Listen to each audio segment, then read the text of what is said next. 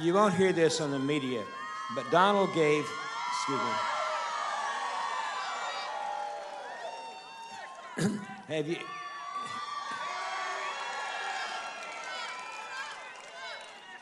Donald gave $20 million to the St. Jude Children's Home. $20 million. He could have used that $20 million for television ads, but he decided to give to children with cancer. So that's Donald Trump.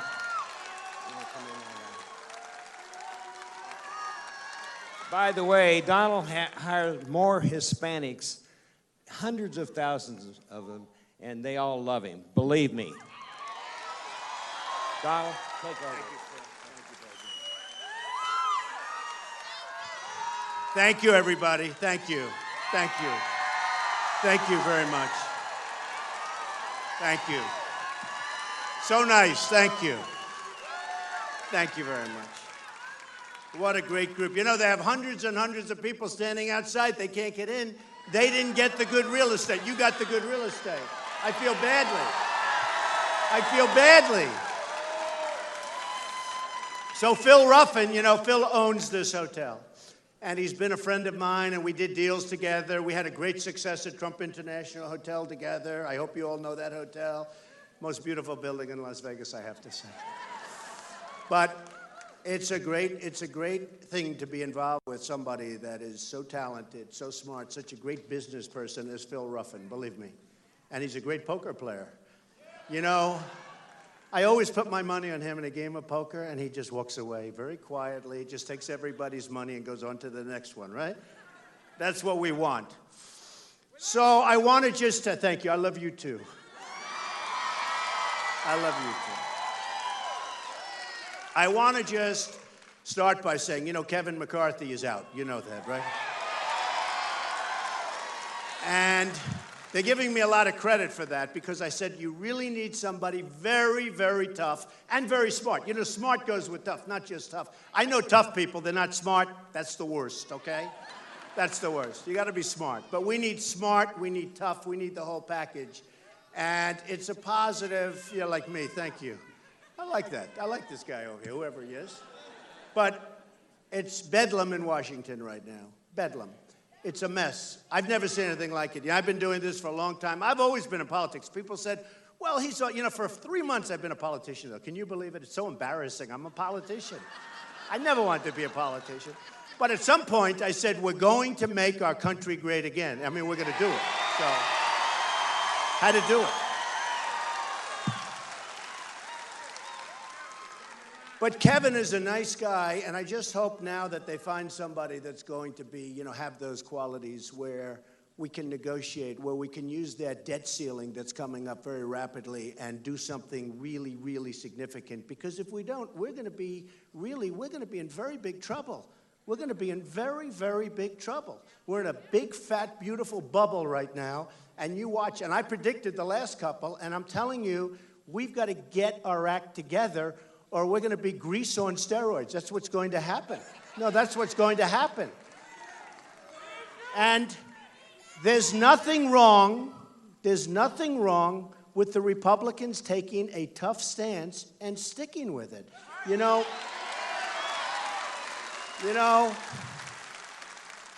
I wrote The Art of the Deal. And The Art of the Deal is, I think, the biggest selling business book of all time. Yeah, look, it's all over the place. Who doesn't have The Art of the Deal? By the way, I'm coming out with a new one in about 3 weeks. You know what it's called? Crippled America. Can you believe? What a difference. What a difference in... One's The Art of the Deal, everything rosy, let's go, make money, everybody, good. And that was a long time ago. Now I'm doing one called Crippled America, and as much as I hate to call it that, we had all these titles, and it sort of happened by mistake. We had a photographer. It's a great book publishing company, Simon & Schuster, the best, Rolls-Royce. Or Cadillac? Maybe I should say Cadillac, right? Cadillac? We want to keep it here.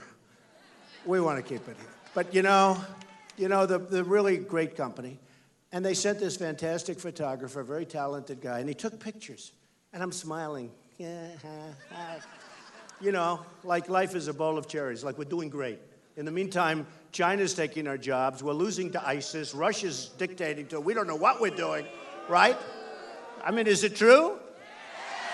So I have all these pictures, smiling, but I had a couple where I guess I wasn't prepared, and I was nasty looking, nasty. And then I said, maybe we should use that picture instead of the nice pictures. I'm not going to give it to my family or anything, but maybe we should use. So I have the nastiest looking picture, like, because honestly, for a period of time, that's what we've got to do. We've got to put our head down and we've got to straighten out this mess. And nobody can do it like me. Nobody. Nobody can do it like me. Honestly. I will bring our jobs back. You know, it's very interesting. CNN did a good poll, and I'm on live with CNN. Look at all those cameras up there. We're all live. You know, every time they have me on live, all these other guys, they make the same speech over and over and over. They read it, just blah, blah. Nobody. If I say the same thought twice, I get criticized. You said that 3 weeks ago. I mean, how many thoughts can you have? Jobs stink. The military's in trouble. The vets are being taken poorly care of. And we're going to straighten it out. We're going to repeal Obamacare. You know,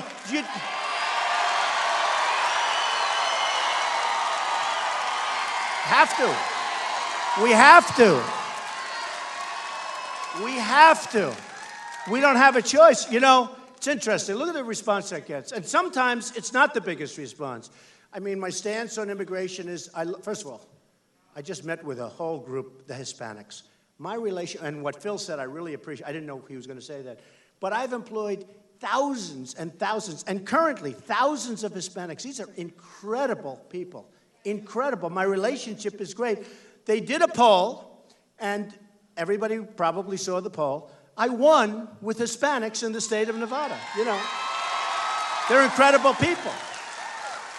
And I think I won for two reasons, but one of them is they know I'm going to bring jobs back to this country. We're going to take our jobs back, and people are going to have jobs. Because this 5.3 and 5.5%, it is nonsense. We have close to 100 million people that are out of the workforce. They're out of the workforce. We have 50 million people that are in poverty. They consider it poverty, like third world, and not even as good as some of the third world nations. Our infrastructure, our airports are worse than third world nations. You fly into LaGuardia, you fly into Kennedy, LAX, you fly into some of these airports, we're like a third world country. And I go and I deal with these people. I get along with everybody, okay? By the way, I do. I do. But I deal. And I don't dislike China. I love China. In fact, they're my tenants in New York. I have the biggest bank in the world as my tenant, Chinese bank, like seriously big.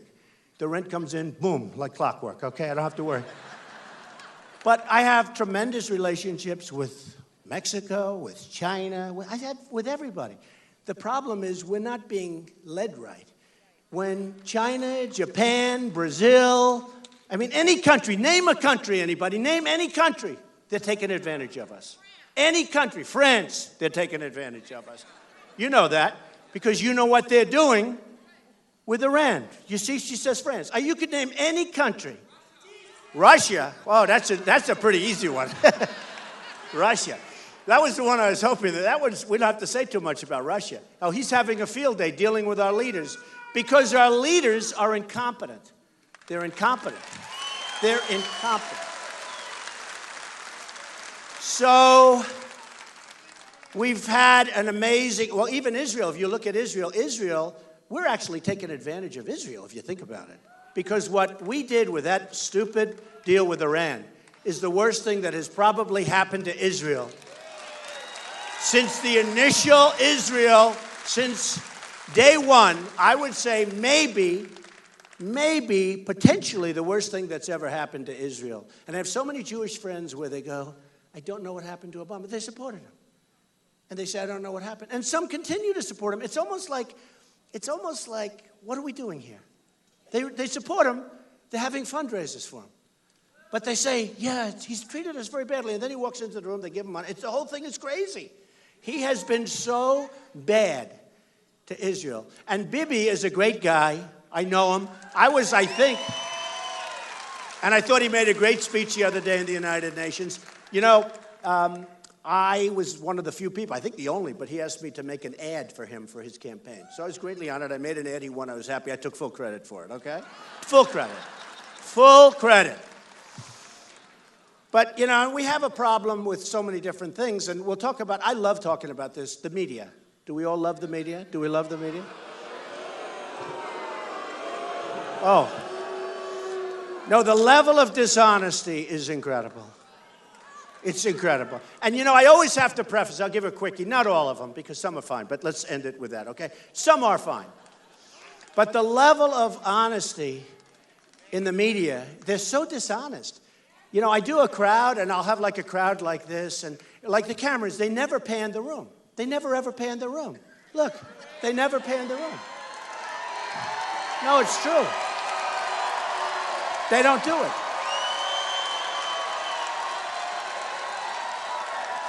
They don't do it. Pan the room. Go ahead, pan it. But you know, they won't. They won't pan it. I was in Oklahoma the other day. Unbelievable. We had 20,000 people. It's a band shell in this massive park. And there were more than 20,000. I'm saying 20. I'm now going low because if I have two people more, they say, oh, it wasn't. I mean, I had one crowd where a group from Politico, which is totally dishonest, these people, very liberal, totally Politico, they cut numbers down. But Bernie Sanders, and then you look, and I have far more people than him. But, you know, it's important because it shows the dishonesty. But I was in Oklahoma the other day, and we had 20,000 people, at least. We had a band shell that was 5 times the size of this thing. They had a thing in the back, all concrete, you know, a real beautiful band shell, all concrete. You can't see anything. We must have 2,000 to 3,000 people behind the band shell. I was saying, they can't see anything because it's a stage with this massive wall behind me. But they couldn't fit them into a park. So we had much more than 20, but I say 20. I've actually become very conservative because this way I don't get criticized. And I said to the press, I went home. My wife said, oh, how was it? She watched it on television. She said, was the crowd big? I said, what do you mean? It's true. Because she said they had the camera on your face the entire time. They never panned the crowd. They never. No, they're terrible. They're terrible. So, no, they're terrible. The media is terrible. I'm going to go into a whole thing. But, no, they're terrible. Pan. Look, they won't turn the camera, see? They won't turn it. And they won't put this part on because they never put it on because, you know, but why don't you pan the cameras? You know, they don't want to do that. Terrible. Terrible. They don't do it. Look, they don't move. But my wife tells me, she said, so how was the crowd in Oklahoma? I said, it was amazing. I said, but I thought you watched. Yeah, I did, but they never showed how many people were there. And then the reporter got up. Donald Trump was here. He made a speech in Oklahoma. And left. I said every record. He was here. He made a speech. Yeah, he's a little controversial. He's a little controversial. They don't say it. They're really dishonest people. Same thing in Dallas. You know, I went to Dallas, and they treated me fairly good there. But we had a full place, plus the floor was full. And Mark Cuban called me up, who's a good guy, and he said, and he owns the Mavericks, and he said, I'd love you to use the place. I said, when? Wednesday. I said, what's today? It was like Thursday when he called. I said, how many seats? He said, we have 20,000 seats. But then we have 20,000 plus the floor. So we have the floor filled up. We have the place in a few days. After the first day, I think they sold either 12 or 15 or something like that thousand the first day. And it was a holiday. And I got there. It was incredible. But they don't really want to. They want to belittle. I'll tell you a great story. So today, in one of the big newspapers, New York Times, we've never done better. We're hotter than ever. We just had a poll. The Morning Consult came out. I think we're either 32 or 35%. That's massive. Remember this. Remember this. Well, the Times, I mean, it's disgusting. And the reporter that did the story, who's done other stories that are totally inaccurate, calls up my people, said, oh, I want to meet with Mr. Trump. I want to meet. Never even called me. Never even spoke to me. Never even spoke to me. So they did a story. Is he waning? Now, I just won. Listen to this. So yesterday morning, before the story was, I won the state of Florida. I was at 28 or 29. Now, think of this. The governor of the state, Bush, Former. No. Hey, honestly, and Rubio, the senator, well, Rubio was the Gang of Eight. That was the one that everybody come in, don't worry about it. You know, immigration, very weak on immigration. And Bush weak on immigration. Bush is in favor of Common Core, okay? So that means your children, right? That means your children are going to be educated by the bureaucrats in Washington. I don't think so. I don't think so. So this reporter calls up my people. I have great people. Calls up Hope. Oh, I'd love to speak to Mr. Trump. Okay, we'll work it out. I'd love to speak to him. When can we speak? We'll work it out. So she writes this horrible story. And she said, she didn't say that we had 24 million people at the debate, the biggest audience in the history of CNN. Then Fox had the biggest audience in cable, I think they said, right? Right? And by the way, it got bigger. That was the original, it's called preliminary numbers. I know so much from The Apprentice. Oh, was I the greatest of all ratings? Was I the greatest? You know, I have a big chunk of The Apprentice. I get a lot of the profits from The Apprentice. So, and you can always tell the enemies. I left. The head of Comcast, who's an amazing guy, Steve Burke, he came up to see me, along with the head of reality television for NBC, Paul Telegney. And they come up to my office. This is like 6, 7 months ago. And they said, we want you to extend. We want you. We'll do anything. We want you to say. I mean, Steve Burke doesn't do that. He's one of the biggest executives. Comcast owns NBC. And he's fantastic. So I said, Steve, you know, honestly, I think I'm going to run. I want to make our country great again. I think we're going to run. I think. And he said, well, I don't know, but just in case. So they have their upfronts. That's a big deal. You know, usually at the biggest place in Manhattan, it's a big deal. And they announce their fall schedule. So they announce that The Apprentice is going to be extended with Donald Trump. So I've done 14 seasons. It's going to be season 15. And they even want to go beyond that. I say, but I told you I'm probably going to run. You can't do that because if you run, they have stupid laws. It's called equal time. So that if I do The Apprentice, as an example, you have to let other people, like let's say Lindsey Graham, do a 2-hour show on television. I don't think so, right? So you have equal time. So you're precluded. Essentially, you're precluded from it. So what happened is I said, no. Well, we're going to take a chance because we're going to. So they announce it. They sell all the advertising. It's one of the easiest shows on television to sell. Big success, even after all these years. 12 years, 15 copies. Think of it. And now they extend. And I'm honored. And I get a call from Mark Burnett. He said, I can't believe it. You're turning down an extension. Nobody turns down an extension. I turned down an extension. I'm giving up a lot, believe me, to do this. I'm giving up a lot. And I'm on top of it, I'm self-funding my own campaign. I'm putting up my own money.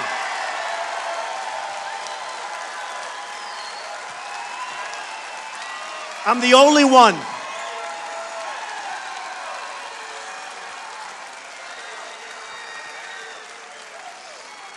So it's amazing, the response. I mean, people love that. You know, because all these guys are totally controlled by the special interests and the lobbyists. Believe me. I've been there. I was the one that used to give all the money. Now, all of a sudden, I went like this. So with The Apprentice, so I turn it down, and we get a story from a very dishonest paper. Donald Trump gets fired from NBC, by NBC. Now, think of it.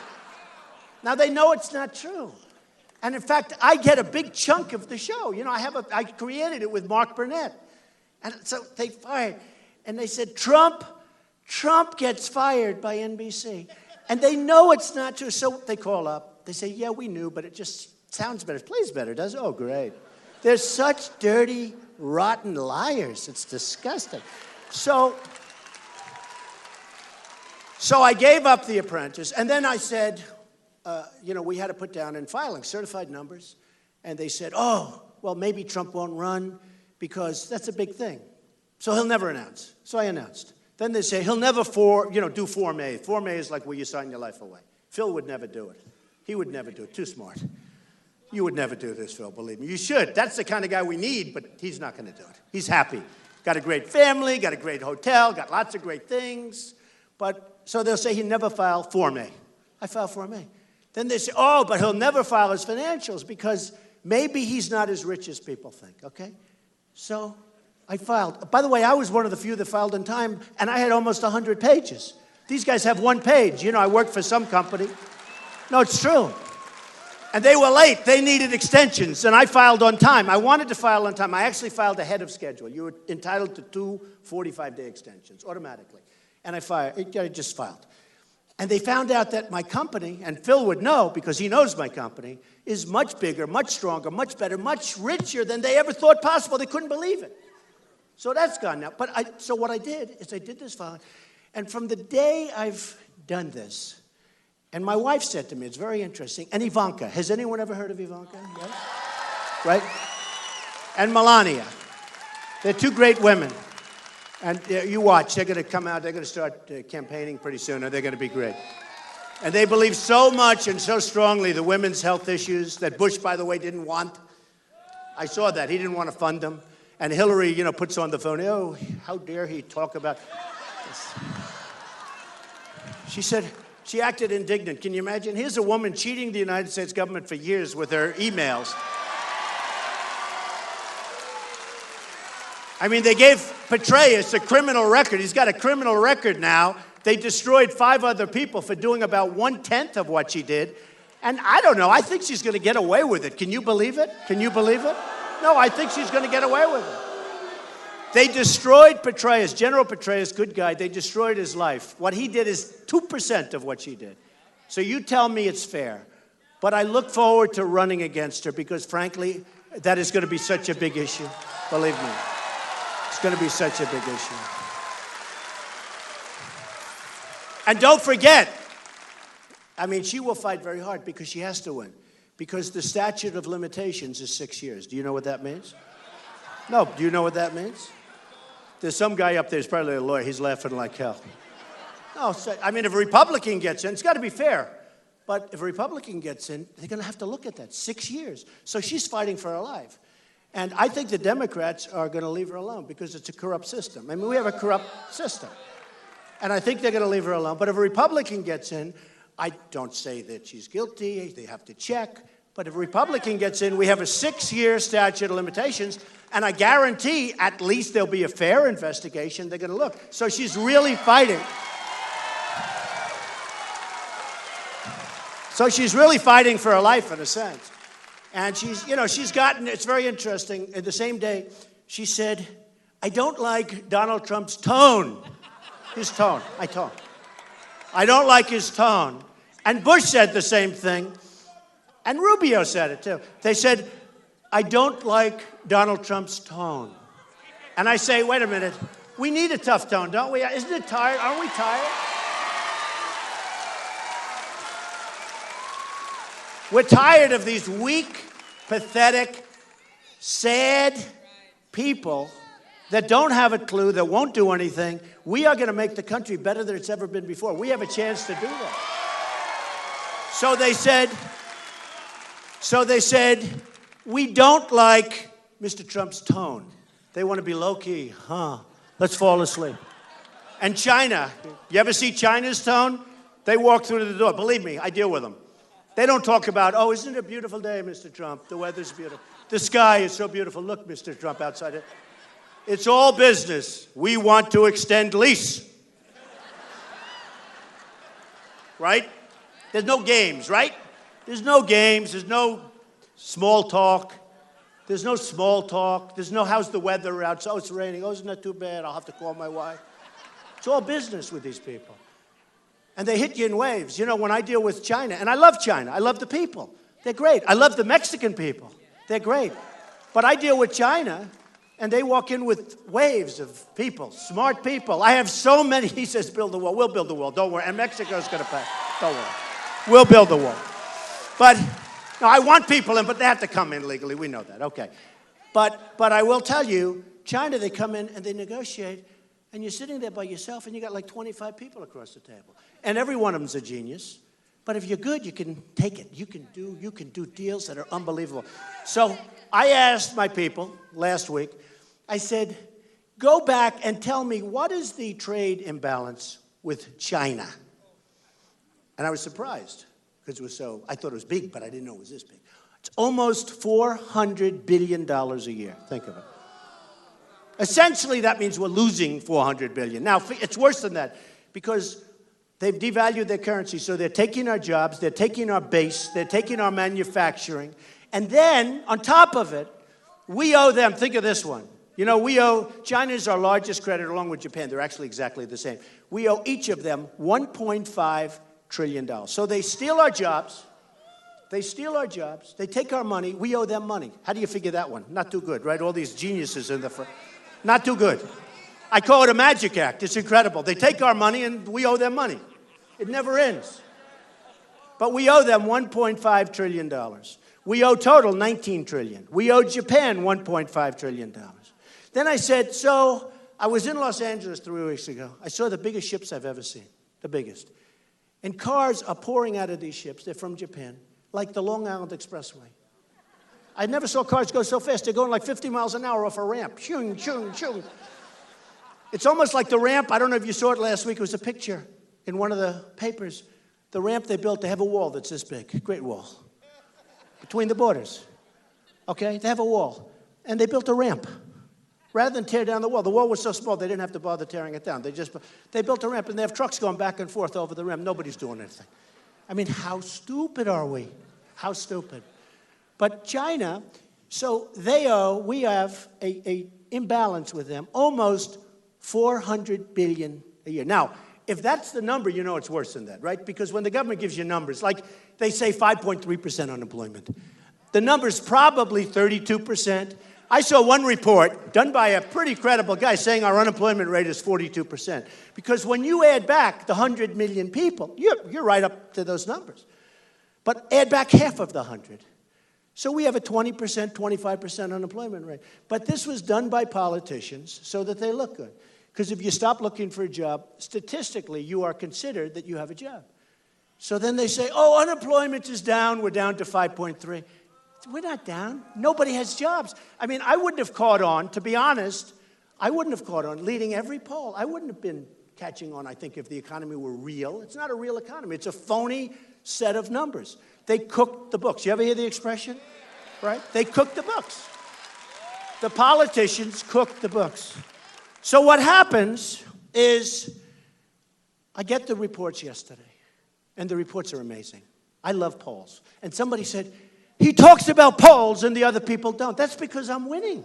The other people are losing. It's true. No, I saw it on television. No, I saw it last night on television. Now, there may be a time when I stop talking about polls. If I'm number 2 or 3 or 4 or 5 or 12, some of these guys have nothing.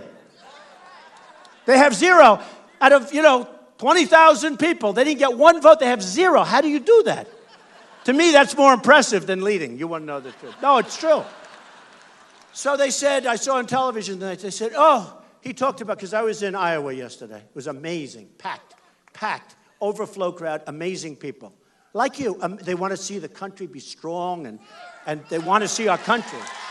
Amazing people. So I was talking about the polls, and one of the reporters who's actually here today, one of those live people, and barely alive. No, they said on television, Mr. Trump talked about the polls. Well, the polls just came out. And I thought to myself, maybe I do talk about polls too much. And then I realized I've been leading since I came out. And Melania, my wife, and my daughter said, Dad, if you ever run, you're going to win. And I said, why do you say that? She says, because nobody thinks you're running. And if they poll you, nobody's going to give you. When they poll you, before I announced and before I signed my life away, because that's what you do. You sign your life away. It takes guts to run for office. Especially if you're not a politician. I never did this before, folks. That's why nobody understands what's going on. These guys have governors, senators. These guys are all... And so here's what happens. So Florida winning big. Florida, 28, 29%. Pennsylvania, big, great, important state. Anybody from Pennsylvania? We love Pennsylvania. I love Pennsylvania. I'm there a lot. Pennsylvania, I'm leading big. Ohio. So the poll comes out, and it's Quinnipiac, which is a great company, great polling company, the real deal. And they just hate it. And I'm leading Ohio, And I'm beating a very nice guy and a good governor named Kasich by a lot. Kasich is a good governor. He's a good guy. And he's, I'm leading by a lot. And people say, what's going on? What's going on? Then they have a poll come out, OAN, which is a great poll. And I have 35%. 35%. 35. So we get, as I said, highest ratings in Fox, highest ratings in the history of CNN for these debates. The highest ratings. And by the way, all the polls, then they poll everything. I love these things. They poll who won the debate. Every single poll. Time Magazine, Drudge, Slate, places I never even heard of. Everyone said Trump. But then I turn on the television. Oh, Donald had a bad night tonight. I'm saying, what did I thought I won. I thought I won. And then they said, well, first of all, just to show you. So CNN, I like CNN. They're good guys. I think Jeff Zucker's a good guy. I think Roger Ailes is great from Fox. Great guy. But I tell you, I go home and I watch it and I say, I'm going to watch myself on television. Who wouldn't do it? Who wouldn't do it, right? We have to do it. So I say, oh, that was good. Then I see the pundits coming. These highly paid guys that don't have a clue. They don't have a clue. And they say that they didn't like it. I was good in the first debate, but then they said, here's the beauty. For 28 minutes, I didn't say anything at the end. And then he faded in the end. I wasn't asked any questions. I wanted to say, they're so dishonest. So here's what happened. So for the first 2 hours, everything was me. It was either a question to me, right? These guys are honorable guys, even though they all have suits. Stand up and take a bow. They're rich guys. These guys are loaded. Look, that's why they're in the first row. That's why they're... Of course, I always heard in the theater, fourth row is the best. We're going to teach you guys. Fourth row is actually. But so they went out, and they do this thing on television, and they hit me. And I'm saying, I can't understand it. My daughter comes up. She says, Dad, every single polling organization you won. They all say you won. And I just think, but on the CNN debate, it was 2 hours, right? A 2-hour debate. Now, they were supposed to get, no, it was 2 hours, and then they made it 3 hours. No, it was a 2-hour debate when I got there. When I got there. Don't ruin my story. No, it was a 2-hour debate. And then about a day and a half or 2 days before, what happened is, it was in Variety, it was in Hollywood Reporter, which is a terrific group. They did a nice cover story on me. I like them. Janice. But they did a story about rates. They took the rates from, in the case of Fox, I think in the case of CNN, from $4,000 for probably a 30-second ad to $200,000. So it was a 4,000% increase. Now Phil Ruffin's really perking up when he is. That's your language, right? So they went from $4,000 to $200,000, and they sold out. So I get there, and I didn't know this because Corey and Hope and all my people, they didn't tell me this. They said it's a 3-hour debate. Now the room, the Reagan Library, nice place, but it wasn't meant for that many people, and it was about 100 degrees in there. It was pretty hot. I didn't care. But you had a couple of people on that stage that was seriously, they were melting. Right? They were melting. It was actually good for them, and it was actually good. They went home, they lost 10 pounds. It's probably good. But they go out, and I get there, and I hear it's now a 3-hour debate. I said, that's a long time. I don't care about standing for 3 hours. I really have no problem. I was always a good athlete. But I don't have a problem. But you know what? Who the hell wants to watch a 3-hour? Gone with the Wind is 3 hours, right?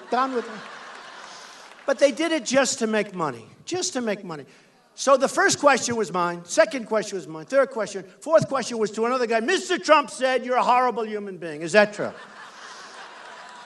Then they go, Ms. Farina, Mr. Trump doesn't like your face. What do you say? What do you say? How do you respond? Well, the world will watch. And then they say, oh, she debated so brilliantly. Give me a break. No, the entire thing was either a question to me or a question to the other candidates having to do with me. And I think they came out specifically 48%. Then in the third hour, people started getting, it got to be too obvious, because I am a ratings machine, okay? It got to be too obvious. So for 28 minutes, they didn't ask me a question. So here's the press. He didn't do well in the final 28 hours. It's almost like he disappeared. They didn't ask me any questions. Okay? It's so dishonest. So we have fun with it. We have fun with it. But I have fun what I'm doing. And I'll tell you what, we're making an impact like I never thought possible. Like I never thought possible.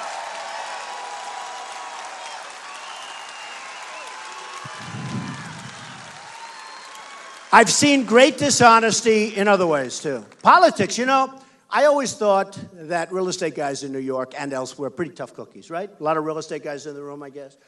But I always thought real estate guys are tough. Politics is a much dirtier business. So I get a call. This guy from Club for Growth. I never even heard of it. But my people said, oh, see it, Club for Growth. What is Club for Growth? You know what it is? They're growing the wallet in their pocket. That's what it is. So Club for Growth, supposedly a conservative outfit. So a guy wants to see me. So he comes up to my office. We have a perfectly nice talk. He's telling me about Club for Growth, which is nice. And that was the end of it. He then sends me a letter, asked me if I'd make a $1 million contribution. Now think of it. A $1 million. I said, $1 million? You know, I may be rich, but we're not stupid, right? $1 million? $1 million. So he wants $1 million in a letter. He was stupid enough to put it in a letter. And he asked me for $1 million. We told him, obviously, how many in the room would say, oh, good, he was up in my office for a half hour or whatever it was, let's give him $1 million. I just can't do that. I can't do it. So what happens is we say very politely no, and we figure that's the end. All of a sudden he comes out, has a news conference, goes vicious against me. I'm not a conservative. I'm not this. I'm not that. I believe in eminent domain, which I don't believe. I think sometimes the city has to use it to build a roadway, right? You know, every once in a while you have to build a road, or you have to build a plant that's going to employ 5,000 people or something. I don't love it, but I mean, sometimes you need it. You wouldn't have any roads. You wouldn't have any economics. I mean, sometimes you need it. And they did this ad. The good news was it had no impact because they took the pictures were so beautiful. I want to find where did they get them. I was like 20 years younger. I looked so handsome. I never knew I was that good looking. It's true. I looked so good. So they spent $2 million or $1 million on advertisements, all because I turned them down. That shows you how dishonest politics is, though. Here they are, they come up, Club for Growth. I'll never forget the experience because I was shocked. My people came in, oh, Club for Growth just had a news conference. They absolutely lambasted you. Oh, they also said, he raises taxes. I just came out with a tax bill where I'm lowering far more than anybody else. In fact,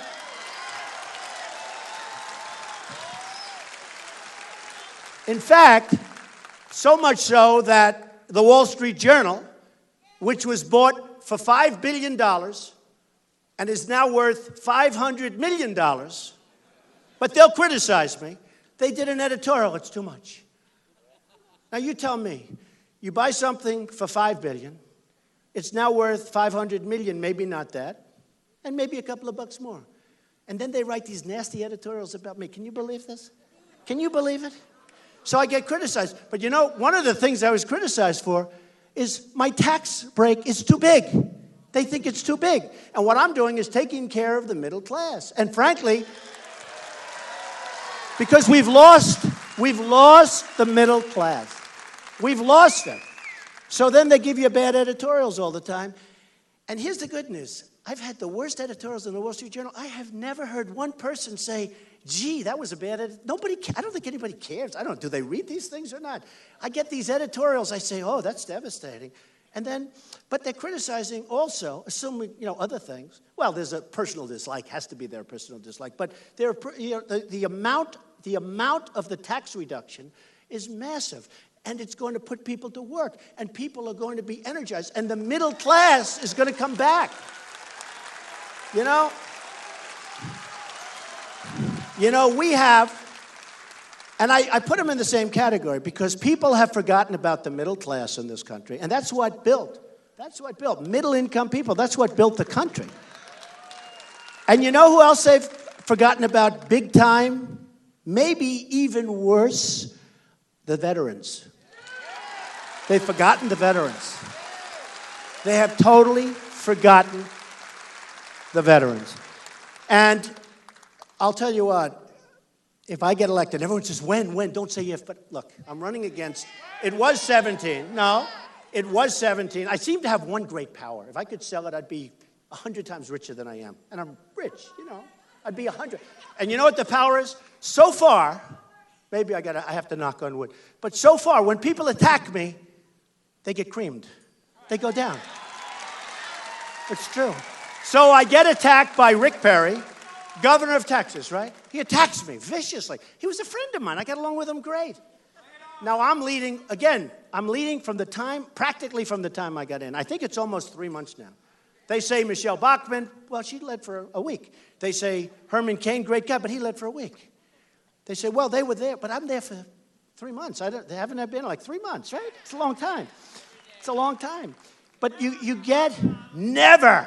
Stand up and say, stand up, say it. You're right. Do we love this guy? We love him.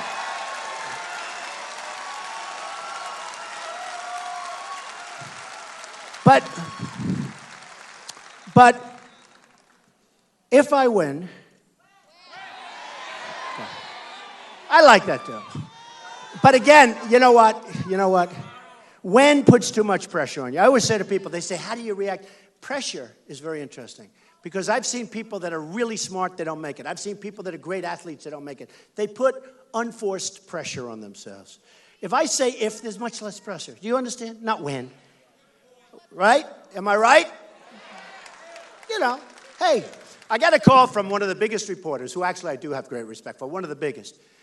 And I don't know him at all. And he's from a major newspaper, whose name I already mentioned. And he said to me,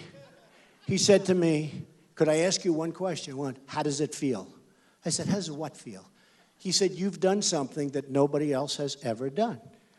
He said, it's very interesting. I think I'm on 14 covers. I'm on more covers than any supermodel in history. Can you believe it? No, can you believe it? I mean, every magazine. People, by the way, People magazine, I love the People. I didn't love the picture. I don't know. They did something with my nose. They played around. It's true. I don't understand. I loved People magazine. I love the people of People magazine. The story was nice, but I didn't like what they did. They screwed around with, I said, just leave me alone. But Melania looked good, Barron looked good, I looked like hell. I have a feeling maybe they picked the picture. They might have picked it. I don't know. But I've been on, there it is. Come here. Let me have that. Come here.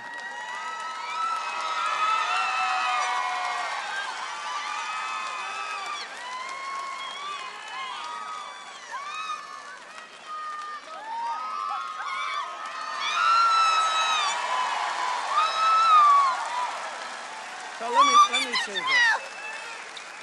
Where are you from? I'm from Colombia. Colombia. I'm Hispanic. And is this a setup? Did I ever meet you before?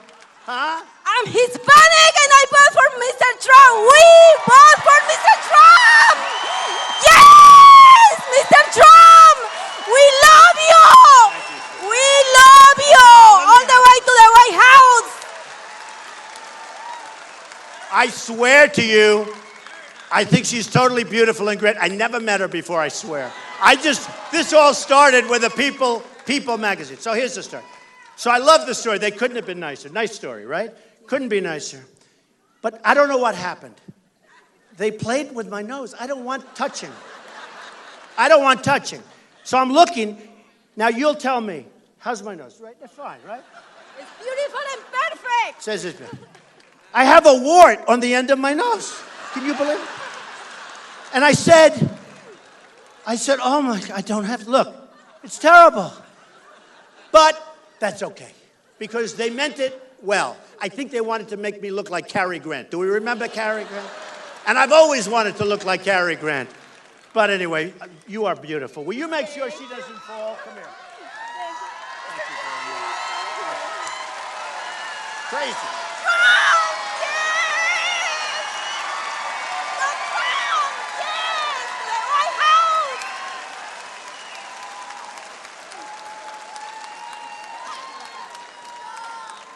You're beautiful. Thank you, darling. Thank you, sweetheart. Thank you. Thank you. Be careful. That was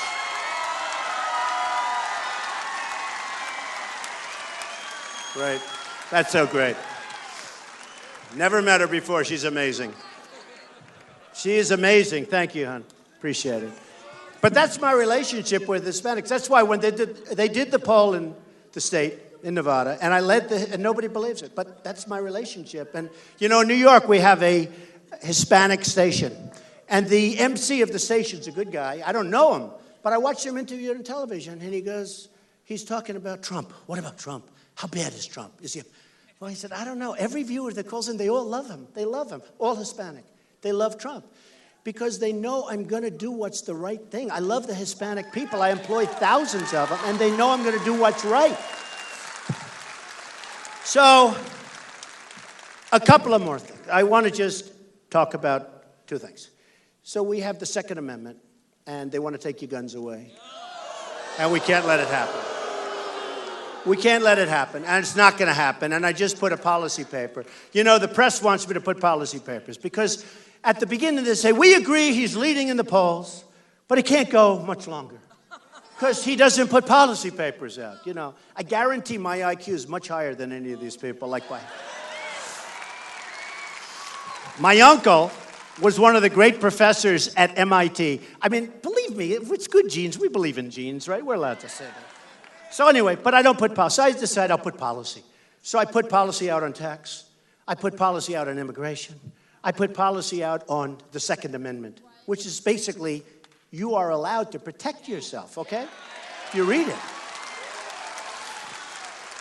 And they said, don't you think it's important to start talking about policy? I said, I said, it's only important for you. It's not important for the people because they know I'm going to do the right thing and they know my stance.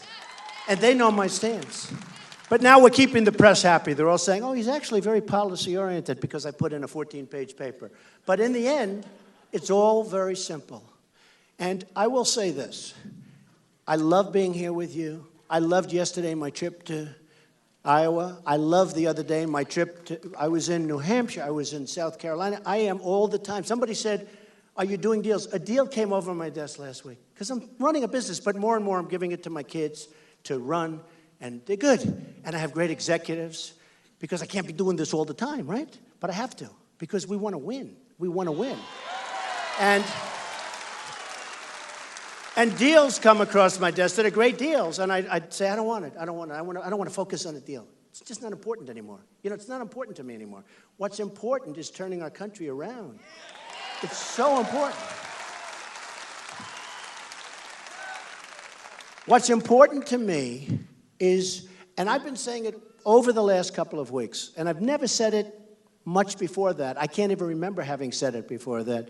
So one of the networks today said, I've trademarked the expression, make America great again. Can you imagine? Who else is sick enough to trademark? Who would think of it? Because I had a couple of candidates using it. They see I go and I say, make America great again. Everyone stands there, go crazy. So they started using it, but the response isn't the same. It's, oh, great. Because they don't believe them. They're politicians. They're politicians.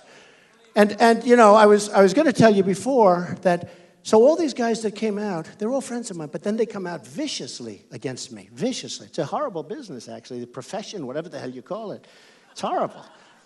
So Perry came out, and he went from 5 to 0, and he left. Walker, he was a friend of mine. He was up in my office a year ago, gave me a plaque because I supported him. The professionals, you support somebody, you get a plaque, okay? I get a lot of plaques. Bing, you know what I do? I use them to put pictures of my family in there. But he came up, and he gave me a plaque, and he thanked me very much. And he was so nice. And then one of his guys came out and said bad things about me. Like I said, whoa, is that really? Yeah, said bad. Trump's bad, he's a bad guy. I said, oh, thank you. And then I hit Walker very hard.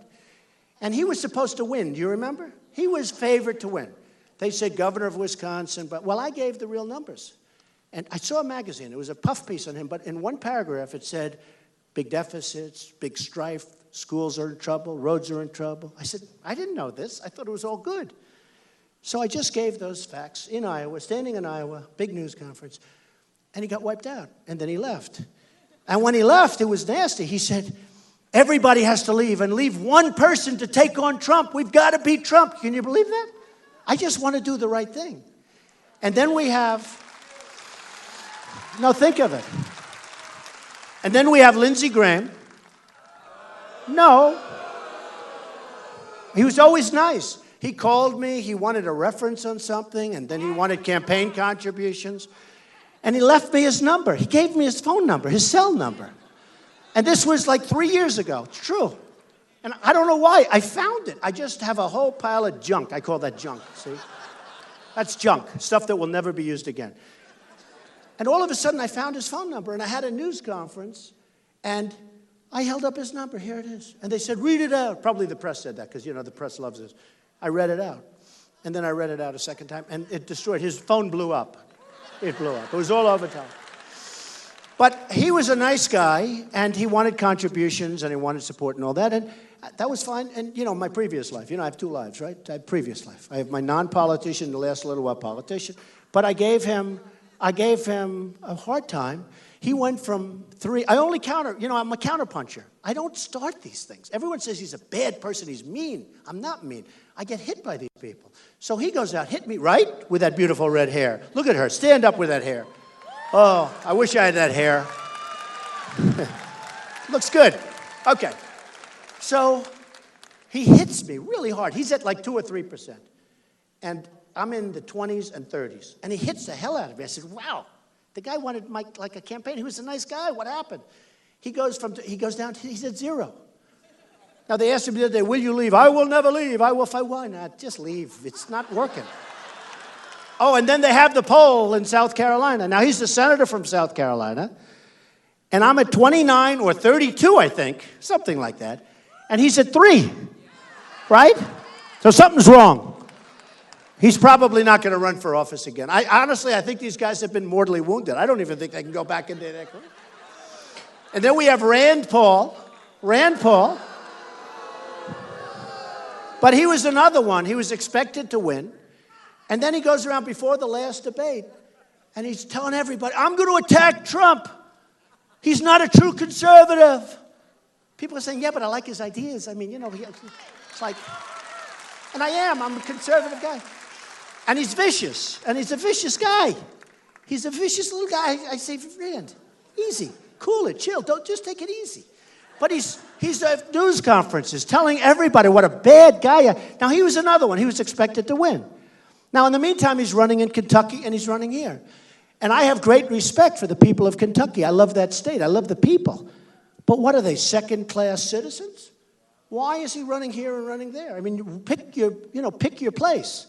But he's running here, running there. So, and I told that, and I think it's unfair for the people of Kentucky. I don't know. How do you do that? How do you do it? So he starts getting really, really vicious. I mean, every time I see him, the things he was saying, I won't even say them because, I'll say them. No, I won't even say them. So what happens is, then he said, I will get him in the debate. I mean, you all, am I right? Is this right? I'm going to get him in the debate. I'm going to go after him. He's not going to have a chance. I'm going to do numbers on him that are unbelievable. So my first question, I attacked him. And he didn't, after that, he was perfectly nice. He didn't, in fact, he backed me up twice, right? He backed me up. He was perfectly nice. So this is sort of a crazy thing. Jeb Bush, he was doing great. No? Well, he's a nice guy, but he was doing great. But I immediately, when I think of the president, I think of somebody, you need somebody with tremendous drive, tremendous energy, and really up here, big league, right?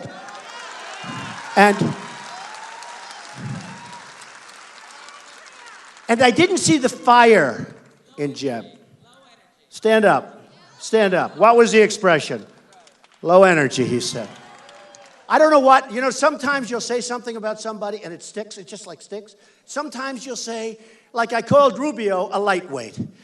I don't know. That might stick. It might not stick. I don't know. To me, water. Yeah, water. Shh. Remember the response on live television to the president's State of the Union speech? So they pick him because he's a young rising star. And he's talking, and he's sweating. And I'm watching, I'm saying, is he going to be okay? And he's sweating. And he keeps sweating. And the water's pouring down all over. And finally he goes. And I said, was that live television? But I called him a lightweight. And, he may be a nice guy. I really don't know him. I really don't. But, he attacked me viciously. And Bush attacked me viciously, as vicious as he could be, which isn't really that vicious because he's a nice person.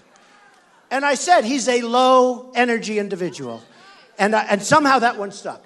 I don't know if lightweight is going to stick with Rubio. Then, then I attacked Carly's record because her record running a business is a disaster. She was named to the CEO Hall of Fame as one of the worst in the history of the country. Right? But she's got that good pitter-patter, like a machine gun. But I said, if you listen for 10 minutes, you get a headache. You get a headache. Oh. You get a headache. And then it's funny. Boy, the press loves her. They love her. I see these polls where I'm at 29, she's at 6, and they're saying, here's the headline, Carly is surging. I'm at 29. Surging. I mean, honestly, she's surging. And Ben I like, because Ben said something very nasty to me. I do, I like him. He said something really nasty. Remember about my faith. I'm a religious person. I'm Protestant. Can you believe it? I'm Protestant. I'm Presbyterian. I'm religious. And Ben hit me in my faith. And I was all set to go after him. And then he took it back. And I can't. I can't do that. He took it back. I was all set. I was disappointed that he took it back. I didn't want him to take it back. Phil, I didn't want him to take it back. I was all set to go. And I couldn't do it because he stood up and he said, no, the press tricked me into saying something that I didn't mean, and I'm taking it back. And I said, that's cool. That's really nice. I thought it was nice. Please say something bad about me, Ben. Please. In fact, yesterday I stuck up for him because the press killed him. You know, the press was saying, he made a statement essentially that if there were some maniac over there shooting people, he'd charge. Okay. They said, oh, that's terrible, that's disrespectful to the people that were killed. And I didn't see it that way. And I said, I think he was treated unfairly by the press. And it became a big story that I stuck up. So I actually stuck up for him. It's the first time I've ever done that. You know, I don't do that. I don't do that. So I just want to tell you, we're going to bring jobs back to this country. We're going to have Carl Icahn, one of the great business people of all time. Phil can tell you. We're going to have Phil. We're going to have the smartest, the best negotiators in the world, and I know most of them, and believe me, I know people you never heard of who are better than the ones that you did hear of. We're going to have people, it's not going to be because they gave me campaign contributions, because I turned down millions. I feel so foolish. I feel so foolish. You know, my whole thing in life has been accumulation, right?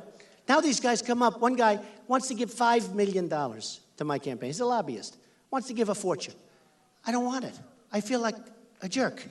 I said, no. No. And I go like this. No, I do it very weakly. You know, I was in Iowa. I asked a question. I said, let me ask you a question. Supposing I'm self-funding my campaign, other than the little tiny ones where they send in, you know, women send in, we had a woman, $7.59. What do you do? How can you send the money back? First of all, it's too expensive to send it back. It costs you more money to send it back. But we have these little fun, and it adds up. It's, you know, it's cute. It's beautiful. They feel invested in your campaign. If you wrote them back a letter, I'm sorry, I don't want your money. It's nasty. But I don't want money. I don't want the big money. I don't want these guys giving me $5 million, $2 million, $3 million. I don't want it. So I turn them down, and it's just so different from what I really am. And I was in Iowa, and I said to the people, we had a packed house. I said, so look, I don't feel good about turning all these people down. I actually said, I feel like a schmuck, okay? You know that. How many Jewish people are in this room, right? Okay, you know, am I right? Stand up, am I right? I feel like, what am I doing? I'm turning down millions and millions of dollars. I'm taking nothing. And I asked the audience, I said, okay, look, how about if I take the money, but I swear to you I won't do anything for these people? And you know what they did? They stood up and they went crazy. They hated it. I said, I promise you, and here was the thing, I promise you, let me take millions of dollars from these people. I will not give them any favors. I will go out of my way not to give them favors. And everybody stood up and they went crazy. Don't do it. So maybe it means something. I'll tell you what, if I lose, I was stupid. Honestly. No, really. because I don't think I get enough credit for self-funding. Because I'm putting, I will be putting, as time goes by. So far, I've run such a campaign. I get so much publicity. I feel like crazy if I put an advertisement. What do I need it for, right? No, it's true. It's called, at CNN, they say, all Trump all the time. And then you put an ad in. It's like people would OD on Trump. They say, I can't take it anymore. So I've spent zero on that. Zero. You'll see it in the filing. Zero. But at some point, I'll do the ads. But I don't know if I get credit because I'm self-funding. I don't even know how. Do people in this room know that I'm self-funding? So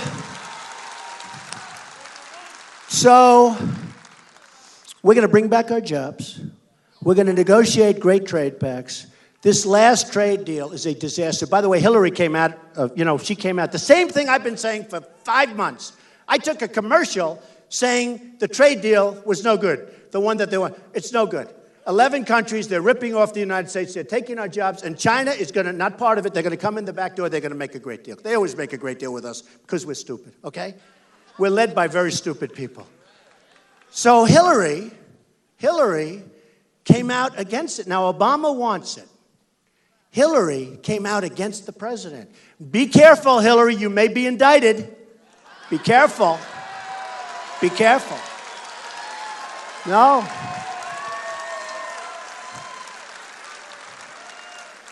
That's very dangerous for her to do. I give her credit. But the reason she did is that she thinks that someday she's going to be debating me about this trade deal as one of the things. I already have the pipeline, which I love that debate, okay? Whether it's good, bad, or indifferent, it's a lot of jobs, not going to hurt anybody. Environmentally, nothing. It's not going to have any impact. And she made a mistake, but I love that. But she changed her mind yesterday on the trade deal. You saw that. And I'm telling you, Obama is angry at her. This could be the end on the emails. This could finally be the end. She could end up like General Petraeus. Seriously. This could be the beginning of the end.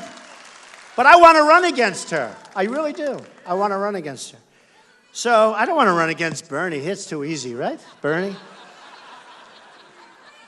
Some people say communist, some people say socialist. I don't know. I've always wanted to run against a socialist / perhaps communist, right? In this country, I don't think it plays. I don't think. But we're going to take our jobs back. We're going to make our military so strong, so powerful, that nobody is going to mess with us, and we will not have to use it, in my opinion. But nobody is going to mess with us.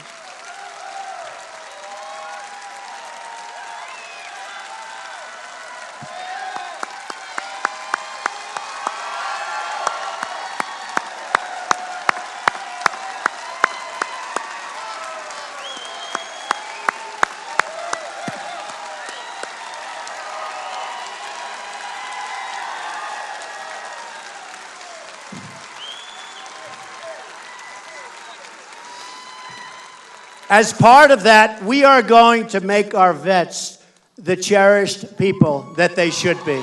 They are cherished, special people. Our wounded warriors, our vets, they're going to be taken care of properly.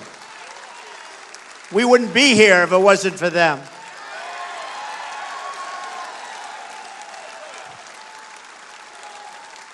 We're going to come up with a health care program that's going to be unbelievable. Your premiums will not be rising 55% like they're doing now. We're going to terminate Obamacare. We're going to come up with a plan that's so good and works, and everybody's going to be taken care of, but we're going to come up with a plan that works. So just remember, you look at your neighbor, you look at the people that you're sitting next to, because this is more than just a group of people listening to a speech. If you came here and listened to other candidates, you'd have 10 rows in the front and you'd have a nice little chat and everybody would walk home and they'd be bored stiff and they'd say, boy, was that boring. This is a movement. This is a movement. What's going on? This is a movement. This is a movement to take our country back. This is a movement to take our country back. It's like this everywhere. I'd like to say, oh, gee, you're wonderful, you treated me so nicely, but the truth is, it's like this everywhere I go. Everywhere I go. There is a movement on in this country to take our country back. And they used to use the term silent majority, right? Well, now it wasn't politically correct to use it because I think it had to do with Nixon. Nobody really knows, but whatever. But there is no more descriptive term, and I'm bringing it back. The silent majority. But let me tell you, before I tell you about silent majority, I realized as I brought it back a couple of months ago, and I was in front of a group from South Carolina that was going absolutely wild. And I said, the silent majority. And I realized the term doesn't work anymore because it's really the really loud, noisy, incredible majority. That's what it is. We're tired. We're tired. We're tired of being pushed around. We're tired of being led by stupid people. We're tired of having our negotiators give Iran $150 billion, 24-day inspection periods, self-inspection. We don't get our prisoners back. We're tired of having them approach us 2 days ago and say, we should have had our prisoners back. Used to be 3, now it's 4. Say, we want to give you 3 prisoners back, but we want 19 people from you, and we want many other things, and that should have been included in the deal. We're tired of it. We're tired of Sergeant Bergdahl, who's a traitor. He's a traitor, a no-good traitor, who should have been executed. We get Sergeant Bergdahl, and they get 5 of the biggest killers that they've wanted more than any people for years. They've been trying to get these 5 killers, and they're all now back on the battlefield, and we've got Bergdahl, and yesterday I heard he probably won't even serve any time, and 30 years ago he would have been shot. And people are tired of it. So just remember this day, because things are happening. And if it all happens, and I think it might very well, we are going to make this country great again, greater than ever before, and it's going to be something special. Thank you very much. Thank you, everybody. Thank you. Thank you. Thank you very much. Thank you, everybody.